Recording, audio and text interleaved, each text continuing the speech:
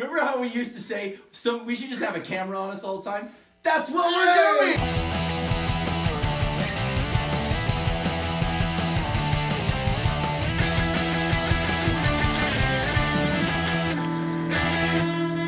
Welcome back, sports fans, to Week 10 of the 2022 NFL season of The Loop Power Rankings, brought to you by 36 Pitch Productions from the NoHo Arts District Studios in Southern California's beautiful San Fernando Valley. I'm Brian Bird. And I'm Matt Vega. It was another wild week in the NFL. Brady and Rodgers figured out how to get a win. The 72 Dolphins got to pop the cork on the champagne as the last undefeated team finally fell. And our very own league saw the top dog take his first L of the season as well.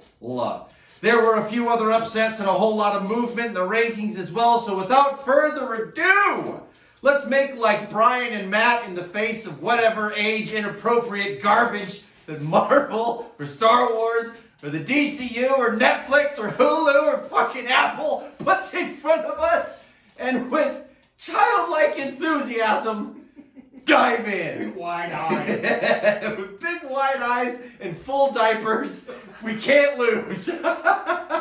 Number one, the Kuppets. Big Papa Pup, holla, if you hear me. It happened, ladies and gentlemen. Mike Mellon, you son of a bitch, with a huge right hand, he's cut. The Russian's cut, and it's a bad cut. The Kuppets undefeated regular season comes to an end in the same week as the Eagles dropped their perfect season. As Clint's Kuppets, show me those puppies, fell to the Hawk Blockers,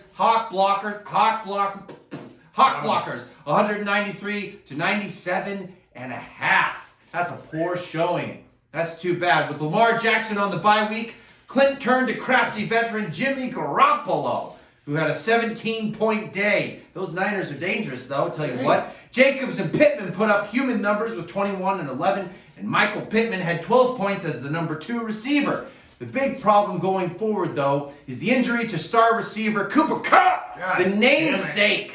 Show me those Cuppies, who only managed to put up 3 points. Thank you. Who only managed to put up 3 points before exiting with an ankle injury that will require surgery. We found this out today. This just in, ladies and gentlemen. Cooper Kupp is going to have to undergo surgery on what they are calling a high ankle sprain, but you don't get a surgery for a high ankle sprain. I don't understand that. There's something going on there. There's a lot going on in fucking Los Angeles that nobody wants to talk about. The Rams are very clandestine. I'm telling you what. Keeping things under wraps. That's right, and you know what? Good for them. They should just go hide somewhere. Anyway, fucking good luck, Clint, for the rest of the season with wanting for Cooper Kupp. That is a cash cow that you're giving up there. Yeah. Good luck to you. Number 2, Matt. All right, and he just to finish up, he did land. He's gone for at least 4 weeks because he's landing on injured reserve. That's true. That is correct. At least 4 weeks. A month. So you might get. That's the rest of our fantasy season. But so come playoffs, though, if he's healthy, he could come back. It wouldn't be different from what was it? 2 years ago, he did the same thing. He came back right before playoffs. Angry. That's right. Coming back angry. Number 2, Hawk Blockers at 7-3 and pushing and shoving his way into second place this week is always dangerous. Mike and his Hawk Block, always fucking dangerous. Been saying it since last year. Be careful, guy.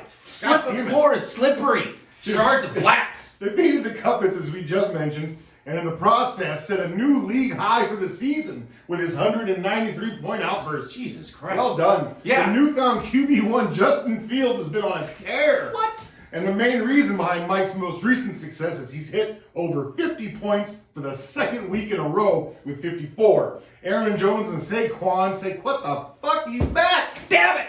Brought in 27 apiece for the running back spots, and Justin Beans Don't Burn on the grill. Jefferson had a day with 10 catches for 193 yards and a touchdown. Number 3, Drake from State Farm. At 7-3, falling to 7-3 and down to 3rd place this week, it's Matt's Drake from State Farm after falling to 11th place. Pick 6 sucker. Everybody has a bad week. Yeah. You know, what are you going to do? 121 to 98. With an IR error, Matt left tight end David Njoku in a starting spot despite Njoku being out with an ankle injury. Not one that required surgery, however. The goose egg seemed to matter little, as the other tight ends on Matt's roster scored 1 and 2 points. The usually lucrative tandem of Nick Chubb, gave a big old Chubb, and the strongest man in the universe, Derrick Henry, only netted 22 points collectively. That's uncommon. Patrick Captain Ketchup Mahomes had another stellar 39-point game. Shocking. Ketchup's good with everything, but with mainly single-digit efforts and the Browns defense actually losing Drake 4 points, even getting to the century mark was a challenge. Matt? Yep. Number 4, carry-on luggage. On the heels of a 3-game winning streak, Abed has steadily been climbing the ranks this past month and moved into 4th place at the narrowest of victories over Dane Amanche, Je t'aime, all that good stuff. 119-118. Jalen Hurts had a 21-point day, and CMC had 16 on a mostly pedestrian day for this team. Travis Etienne fixed everything. His hot streak came to an end as he only produced 9 points against the Chiefs, and he even left in the Ravens defense, who was on a bye, which I should have fucking done with the Jets. Instead of tried something else, just take the fucking 0 and be done with it. What saved the day was CeeDee Lamb in his biggest game of the season with 40 points to just barely lift carry-on luggage over the Great Dane. You gotta love it when that happens. That's exciting. You get that 1 point and you go, yes! And you turn the radio off and you have the rest of your Sunday. Number 5, Smokin' Herb at 6-4. Despite losing this week, 128-103 to Eric and his Jonathan Taylor Thomas, James and his Smokin' Herb team only fell 1 spot to number 5. It feels like he should have fallen more spots because it's Eric. I mean, at least 1 more just for shame. Yeah. Shame. Ring that bell. Yeah. In fact, I'm pretty sure he's going to need to quit fantasy football after that loss. It was a rough day for James as the Chargers continued to struggle, and was reflected in Smokin' Herb's score. The Herbert Eckler team only managed 12 points apiece, but Juju Smith-Schuh, Evan Ingram, and Chris Olave were all kept under 8 points, which means we're playing cards, and he cheated. And Young Ho Koo, did I say that right? Yeah. Young Ho Koo missed 2 extra points. He's fantastic. He missed 2. Because he got the 4, and you'll say. And he only put up 4 points. And those 4 points came from an obvious over 40-yard or 50-yard, but fucked up anyway. The lone bright spots on this Smokin' Herb team were the continued success of Tony Pollard, Cowboy, with a 26-point day. The fuck? And Tennessee's defense, the nastiest Tennessee defense. Yeah. Woo! Getting into the molasses. Had a great 18-point day with the Titans' victory over the Broncos. Matt. All right, number 6, I ride with Rodgers. Not. We're going to have to change that. I do not. Yeah, it's about time, right? You gotta thumb my butt again, right? Great. Last year's winner is back to his old ways as he destroyed New Braunfels' House of Pain, but honestly, who hasn't? 156-75. Brian was helped once again by the double dip. Josh Allen and Stephon Diggs combined 55 points. Raheem the Dream Mostert is officially RB1 material after another 20-point game. Amon-Ra St. Brown. Because you got to say it with that cadence. Amon-Ra. You are speaking to a deity. St. Brown. That's right. Had a 23-point day, and Christian Kirk, the other Kirk, seems to finally have found some chemistry with Trevor Lawrence and brought in 33 points off of 9 catches, 105 yards, and 2 touchdowns. Elijah Mitchell only had 9 points, as he is now part of a timeshare in San Francisco. But if that guy gets on track, then Brian might actually have that second running back for a late playoff push. That's right. It wouldn't come too late. And it was his first game back. Yeah. So, he had to break That's him in a steady little production bit. for a first game back. But my God. The 10-week injury. Right? But my God, the Niners, right? I'm telling you right now. Oh, shit. The Niners, Matt. Oh. The Niners are going to the Super Bowl. And if they don't, you can pick my name next year. Okay. Holla, can you hear me? Okay. Number 7, the Virgin Murray at 5-5. Now we turn our attention to the league's annual sister-sister matchup, which actually became the lowest scoring game of the season. I mean, how interesting could it be? As Sage's Virgin Murray team defeated Chantel's Asher's Mama is winning 79.5 to 67. Mostly single-digit efforts on this team, but most surprising of all was A.J. Brown's single solitary point for the Eagles in their first loss as he caught one pass for 7 yards. Other Eagles wide receiver Devontae Smith came in with 13 points, and the Carolina D brought an additional 13 as well. The highest score was QB Danny Jones of the New York Football Giants, who had a 21-point day in their win over the Texans. It was the Texans, but the Giants. How about it, Matt? I think there's some kind of correlation with A.J. Brown getting only one catch and the Eagles losing.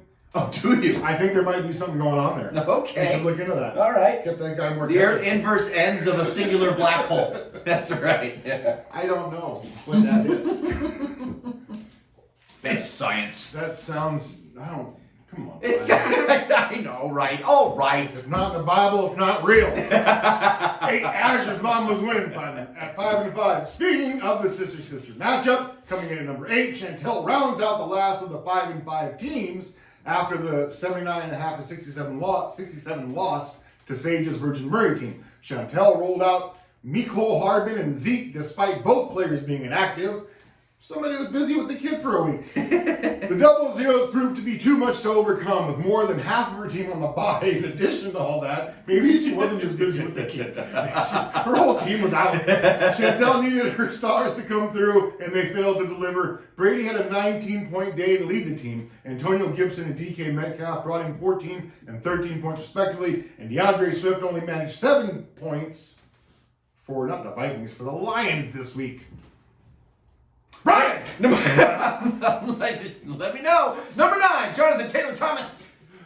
You're taking a sip of your coffee. It was bad timing. Slowly but steadily, Eric's Jonathan Taylor Thomas team has moved into 9th place after smashing Smoke and Herb to the tune of 128 to 103. How's it feel, buddy? Get that good fucking stroke on. Smash it, right? Finally, since week 1, JTT comes in with a first overall draft pick kind of day after putting up a 33-point day against the Las Vegas Raiders. Trevor Lawrence had a 22-point day in the loss to the Chiefs, and Bills receiver Gabe Davis brought in who? Gabe Davis brought in good and terrible. Brought in 21 points to contribute to Tyler Lockett's 16 and help get Eric over the hump to get the late season victory. If he wins out, Eric can get to 550 and still has an outside chance of getting into the postseason. Wild card, let's go, baby. We're pulling for you. And 500, my bad. I will read whatever you put. Whatever's there. That's right. It took the Raiders for the Colts to get that kind of production at JTT. I'm telling you, the Raiders are something else. Good God. And the fucking Chargers, only because they're fucking dead. Half the team is dead. I'm telling, if you were to go back this time of year and look at our tapes, I'd or like if you over the off season, I probably am on tape saying, yeah, the Broncos are going to the fucking Super Bowl. The Raiders are going to the Super Bowl. Yep. The Chargers are going to the Super Bowl. Everyone's all of them fucking everybody in the same division going to the Super Bowl. Except you, Raiders. Yes, son of a bitch. Like, all right, we're in the upside down. Right. Number 10, Matt. All right, number 10. Barry isn't giving up on the season as he brought it to Drake from State Farm and moves into 10th place after his 121 to 98 victory. Kurt is back. Mr. Cousins has been on a tear this season and seems to be reinvigorated by the addition of Rockin' Sock'em, TJ Hawkinson, as he had a 25-point day after throwing for over 350 yards against Buffalo. Speaking of, TJ had himself 11 points, as well as running back Damian Pierce. Mike Evans and the Giants defense each brought in 10 of their own, but Dalvin Cook was the cock on the walk on this team, bringing in the go-ahead 32 points. It's also worth noting that there were 50 points left on the bench now that Barry has acquired 2 new starting running backs, essentially, in Jeff Wilson and Deontay Foreman. So look out for Mr. Spoiler. Jesus. Yeah. Good. The devil's mark, the horned one. Pick 6 sucker, rising from the depths of bitch. Still here. Still here. Damn it. Number 11. Dane, Omache, Petois, 2-8. Jane Amancher comes in at number 11 after the heartbreaker of a loss to carry-on luggage 119 to 118. With big guns James Robinson and Taj Boyd on the bye, Dane turned to David Montgomery, who only provided 4 points. Chicago Bears. And Terrace Marshall Jr. only came in with 5. Geno Smith had a 20-point day at quarterback. James Conner had his biggest game of the season with 22 points. And Devontae Adams finally came through, albeit in a loss to Indianapolis, with a 30-point day. Paris Campbell or Zay Jones would have given the Dane the victory, but both had their 14 and 20-point days on the bench. Matt. It's a damn shame. It's too bad. It's a damn shame. This is the part of the show we like to call How Could One Have Known? I don't even know who those people are. No, you don't. I wouldn't put them in my lineup. Nope. Matt. Nope. That's deep. That's deep receiver that's shit. a deep cut. Those are like deep sutures. You got to get in there. 1-9, number 12, New Braunfels House of Pain. Yes, it is indeed a house of pain. It's gotta hurt. Losing every week. New Braunfels has had a rough season with their only victory coming in week 2, I think. I think it's under protest, that victory. So it didn't get any easier this past week as Dave and Danny fell to I ride with Rodgers 156-75. Regardless of bench or starting roster, there were primarily single-digit scorers in this game. The only 2 bright spots being Derek Carr, which is not a good thing, who and all of his tears. The poor guy. He tries so hard. This is not a good book. Oh my God. Look, this is not a situation where you can say, look how much fun he's having. No. This is not that. Yeah, we all thought it was going to be so good. Oh, God. Anyway. Sorry. He keeps his 20-point on average, going with 22 points. And Chris Godwin looks to be heating up with Brady as he had 6 grabs for 71 yards and a touchdown versus the Seahawks. Hey, but you know what? We're grateful you took the spot. Yeah. You know, we're happy to finally have you. I remember 5-6 years ago we asked him to be. He was like, no, it was a resounding fuck you. That's what it was.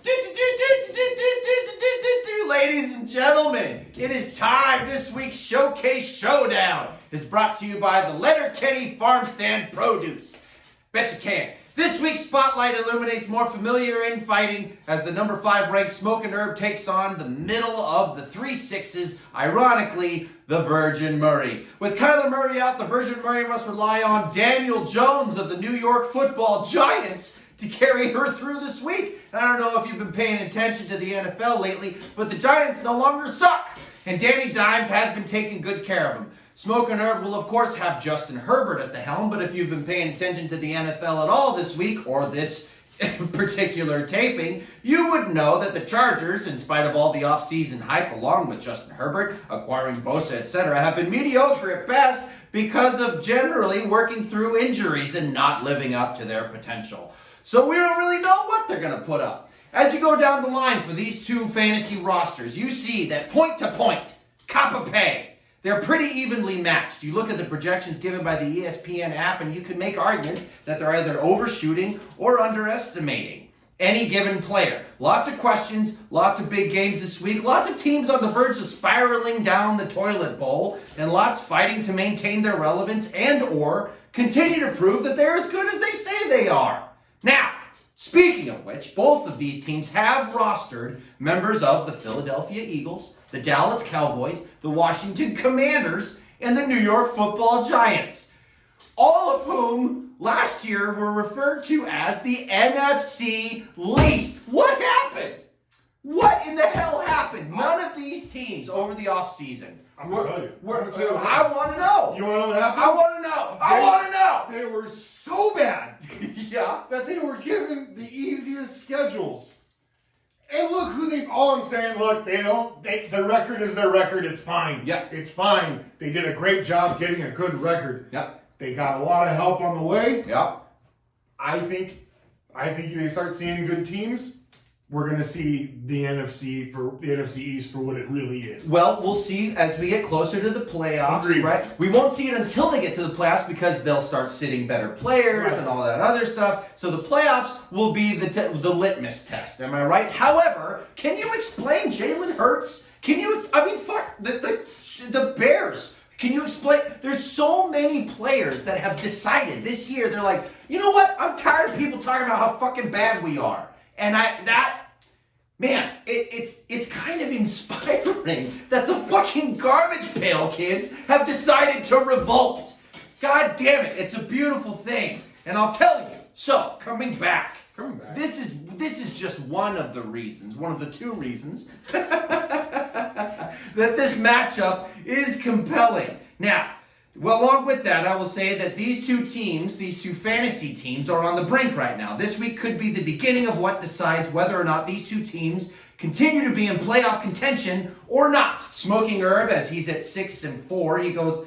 He's at 6-4, right? He goes 6-5. Who knows if he'll end up in that 6th place den of vipers, or if the Virgin Murray strikes, well, she can move up to 6-5 or be plunged into the depths of 5 and 6, shivering on that splintered door, slowly watching her frozen body of work slip deeper and deeper into the frigid blue abyss. It's gonna be a good week. I'm aroused. That's right. And now, as we never let go, Jack, for the next week's forecast, I turn it over to everyone's favorite weatherman, Matthew Vega. Matt. Hi. Hi. Look at us. Ladies and gentlemen, it is time for this week's forecast of the 2022 NFL Loop Power Rankings. Matthew Vega. Hi. Hi. So let's take a look at it, because I'll be honest with you, I love doing this on the fly. Oh, shooting from the hip. So we had our game of the week, the Virgin Murray and the Smoking Herb. What is it? Showdown? Showdown. It's a showcase show. Showcase showdown. Come on down. All right. So I get the most fearsome matchup. I get to go against Mike's Hawk Blockers. That's right. Drake from State Farm versus. So it's what? We're 2-3 with. But you're both tied for second place, right? But you're third due to the differential. Right. It's a tight differential. 20-point. It's a 20-point. Now that would have been the matchup of the week, but you guys are going to be in the playoffs no matter what. Yeah. Right. Nobody's you know. And here's the thing, though. Also, if Clint loses with Cooper Kupp injured, some guys didn't perform. It was a bad week for him. If he loses, all of a sudden we got a 3-way first time. That's right. With one of these. Who doesn't love a 3-way? Yeah. Oh, come on. Come on. It's a lot of man. That's all right. At the bottom of the barrel, we got Dane Amonche versus JTT. JTT's got a 66% chance of winning in this one, according to projections. However, Dane, he's just got to replace his tight end. It doesn't look good for him. Gino's on the bye as well, so he's got to find a new backup quarterback. And then we've got Geno Smith, the Seagulls again. I mean, come on, what is happening? And look out, because you got carry-on luggage this week. That's right. And according to this, it looks like you have the matchup 60-40. Wow. He hasn't adjusted his roster. That's right. I get it. That's right. You guys, we filmed this also before the waiver wire goes through. That's right. So we don't know what kind of moves are coming. Yeah. But it's always scary. That's a good one for the middle too. I would have chosen that one. Well, see, that's the thing, though. I think like that. We're gonna slug it out. It has to be just as weighty for both contenders, right? So if Carry On loses, he's still gonna be in contention. However, if you look at Smoking Herb or Virgin Murray, one of those people. I mean, this could be a definitive moment for those teams. That's why I chose who I chose. Yeah, there's great matchups this week, but that's why I chose them. This is a pivotal week for you, guys. I'm putting pressure on. Okay. God knows I respond well to pressure, like a sausage. That's right. How much do you really enjoy sausage? Oh, Jesus Christ. You kidding me? we're talking about pressure. Yeah. Got it. Yeah. I mean, you put it in there, but you feel the pressure. I know you love chorizo. I do love the chorizo with my eggs and potatoes. And, okay. All right. What are we talking about? The Kuppets, number 1 versus Ash's mom was winning. Yeah. Who hasn't been doing winning? She's 5-5 right now. She's in that pivotal middle spot too. Yeah, she's one of the 3 6s. Yeah, you can become a contender. Yeah. Or you can just fall to the wayside. She hasn't adjusted her roster, which also, last week half of her roster was on the bye. This week the other half of the roster was on the bye. I'm sorry, Chantel. Good luck to you. That's right. Put it in your mouthpiece and get to work. Let's go, Mama. Let's go. And in the battle of the bottom, New Braunfels House of Pain versus Pitt 6 Sucker. 3-7 versus 1-9. These guys are just battling it out for bragging rights, I guess. I don't know what's happened. This is probably it's like watching homeless people fight. Yeah, it's like bum fights. That's what I was thinking. Bum fights. It's like watching a bum fight. You know, you're just like, oh God, fuck. Yeah, nobody wants to watch this. This is bad for the community. Shit. Look. What? Tell me. What can you say about this matchup except at least no one's Canadian? Yeah. Look how much fun they're having. Ladies and gentlemen. Neither one of these people's having fun. Thank you for joining us in this week 10 of the 2022 NFL season of The Loop Power Rankings, brought to you by 36 Pitch Productions from the NoHo Arts District Studios in Southern California's beautiful San Fernando Valley. I'm Brian Burns. Still Matt Zegler. We'll see you next time. In the meantime, take care of yourselves, be kind to each other. Go Horns! Don't forget to set your rosters.